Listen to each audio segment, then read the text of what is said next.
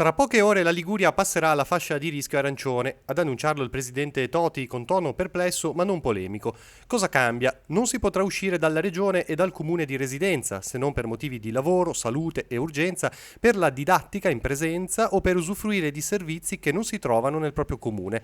Sarà obbligatoria l'autocertificazione. Didattica a distanza al 100% per le scuole superiori, salvo i laboratori e le attività di alunni con disabilità o bisogni educativi speciali. Sui mezzi di trasporto locali e regionali la capienza dovrà essere al 50%. Chiusi bar e ristoranti anche di giorno, è garantita la consegna a domicilio e fino alle 22 l'asporto. Restano le chiusure precedenti, così come il coprifuoco dalle 22 alle 5. È consentita l'attività motoria all'aperto e quella riabilitativa e terapeutica, così come potranno restare aperti parrucchieri, barbieri ed estetisti, aperti anche market, farmacie, tabaccherie ed edicole, fermi invece i concorsi pubblici e privati.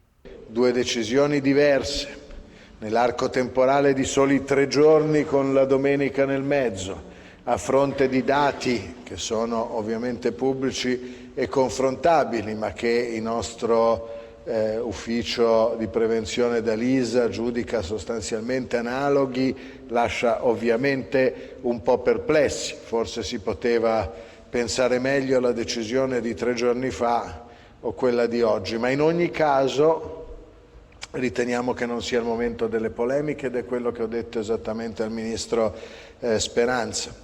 Credo che sia il momento di rimboccarsi tutti quanti le maniche, anche coi sacrifici, di cogliere il grido di dolore che arriva dai nostri ospedali e dai nostri luoghi di cura. Ci auguriamo che queste 2 settimane possano effettivamente raffreddare la situazione e quindi consentire anche alle attività economiche del nostro territorio di tornare a lavorare nella pienezza delle loro funzioni, ovviamente in tempo per il momento più importante economicamente, quello del Natale.